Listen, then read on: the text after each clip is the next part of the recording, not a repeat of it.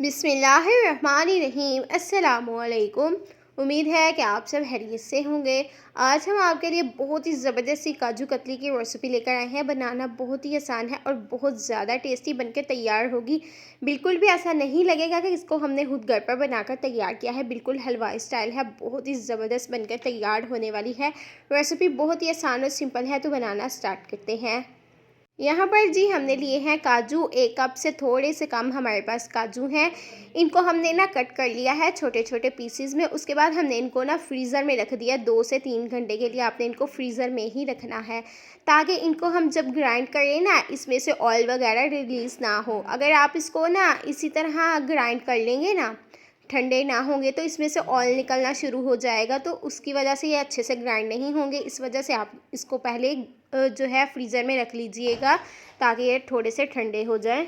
अब इसको हम ग्राइंड कर लेंगे। तो यहाँ पर आप देख सकते हैं कि इसको हमने अच्छे से ग्राइंड कर लिया है। बहुत ज़्यादा इसका आपने पाउडर नहीं बनाना, बस आप ना इसको 2 से 3 बार मशीन को चलाएंगे ना, तो अच्छे से ग्राइंड हो जाएगा। बस दरदरा सा हमें इसका पाउडर चाहिए, बहुत ज़्यादा हमें पाउडर नहीं चाहिए। जो बिल्कुल ही आटे की तरह होता है उस तरह से हमें नहीं चाहिए। तो यहाँ पर आप मेरे हाथ चेक कर सकते हैं कि बिल्कुल भी इसके साथ ऑयल नहीं लगा हुआ, इस वजह से कि इसको हमने पहले फ्रीज़ कर लिया था।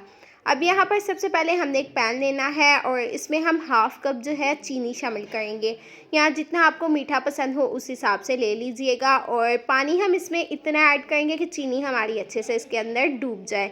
ठीक है जी, फ्लेम को हम ऑन करेंगे और चीनी को हम अच्छे से मेल्ट कर लेंगे। यहाँ पर आप देख सकते हैं कि चीनी हमारी मेल्ट हो चुकी है। 1 टेबलस्पून हम इसमें लेमन का रस ऐड करेंगे। अगर आपके पास ये अवेलेबल नहीं है तो आप यहाँ पर सिरके का इस्तेमाल भी कर सकते हैं। उसके बाद आप इसमें रोज़ वाटर का इस्तेमाल भी कर सकते हैं। यहाँ पर हमें लग रहा है कि ये बिल्कुल परफेक्ट है, तो इसको हम चेक करेंगे पानी में डालकर। तो अगर ये गेंद की तरह बन रहा है ना, तो इसका मतलब है ये बिल्कुल रेडी है। 1.5 तार वाली हमने यहाँ पर चाशनी बनाकर तैयार करनी है। 1 तार वाली चाशनी बनाएंगे तो बर्फ़ी हमारी सॉफ्ट बनकर तैयार होगी। 1.5 तार वाली बनाएंगे तो थोड़ी सी हार्ड होगी। अगर 2 वाली बनाएंगे तो ज़्यादा हार्ड बनकर तैयार होगी। तो 1.5 तार वाली बिल्कुल परफेक्ट है। इसमें हमने ऐड किया काजू कतली का पाउडर, और उसके बाद हमने इसमें मिल्क पाउडर ऐड किया। तकरीबन 7 से 8 टेबल स्पून था। 1 टेबल स्पून हम इसमें कुकिंग ऑयल या घी वगैरह कुछ भी ऐड करेंगे। तो 2 मिनट के लिए हमने इसको ऐसे ही रखा। तो यहाँ पर आप देख सकते हैं कि कितना हार्ड ये हो चुका है। पहले कितना ज़्यादा सॉफ्ट था, पड़ा पड़ा ये खुद ही हार्ड हो जाएगा। ठीक है, अब हम काजू कतली बनाने के लिए सबसे पहले लेंगे एक जिप लॉक बैग। अगर आपके पास ये अवेलेबल नहीं है तो आप यहाँ पर शॉपर का इस्तेमाल भी कर सकते हैं।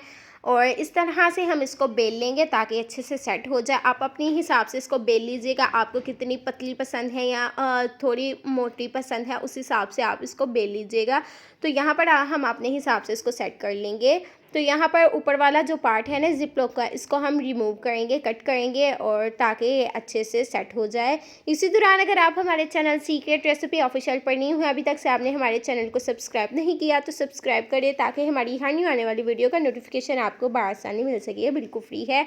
अब जी हम इसकी कटिंग कर लेंगे। इसकी कटिंग हम पहले ही करेंगे क्योंकि बाद में नहीं कर सकते। ये थोड़ी देर बाद खुद ही हार्ड हो जाएगी, तो फिर कटिंग नहीं होगी। तो इस वजह से हम इसकी कटिंग कर लेंगे। आपको जैसी पसंद है उस हिसाब से आप कट कर सकते हैं। तरह से हम इसकी कटिंग कर लेंगे, बहुत ही इजीली हो जाएगी और बहुत ही आसानी से हमारी काजू कतली बनकर तैयार हो जाएगी। आप देख सकते हैं कि घर में मौजूद चीज़ों से हमने इसको कितना आसानी से बनाकर तैयार कर लिया है। बहुत ही इजीली बनकर तैयार हो जाएगी। इंशाल्लाह जब आप इसको बनाएंगे ना, आपके मुंह से निकलेगा कि वाकई में बहुत ही ज़बरदस्त चीज़ हमने बनाकर खुद तैयार की है। जिसको कुकिंग करनी बिल्कुल भी नहीं आती ना, वो भी इसको बनाकर तैयार कर सकता है।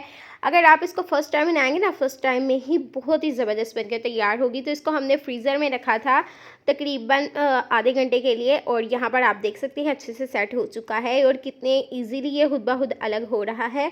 अब इसको हम सर्व करेंगे, सर्विंग प्लेट में डालेंगे। तो माशाल्लाह से आप चेक कर सकते हैं कि कितनी ज़बरदस्त लग रही है। बहुत ही टेस्टी है, बहुत ही मज़ेदार है। आप इसको ढेर सारी बनाकर फ्रिज में भी रख सकते हैं और बिल्कुल भी ख़राब नहीं होगी। जब चाहें आप इसको खा सकते हैं, जब आपका दिल चाहे कुछ मीठा खाने को। तो बहुत ही ज़बरदस्त आज की रेसिपी है, बिल्कुल भी बहुत ज़्यादा सॉफ्ट नहीं है, बहुत ज़्यादा हार्ड नहीं है। जैसे नॉर्मल बर्फ़ी होती है ना, बिल्कुल उसी तरह बनकर तैयार हुई है। ज़रूर ट्राई कीजिएगा। अगर आज की रेसिपी आपको ज़रा सी भी पसंद आई तो हमारे चैनल सीक्रेट रेसिपी ऑफिशियल को ज़्यादा से ज़्यादा शेयर करें अपने दोस्तों के साथ, फैमिलीज़ के साथ। लाइक करें, कमेंट करें और सब्सक्राइब करें। मिलते हैं आपसे एक नई मज़ेदार सी यूनिक रेसिपी के साथ। Thanks for watching. अल्लाह हाफिज़।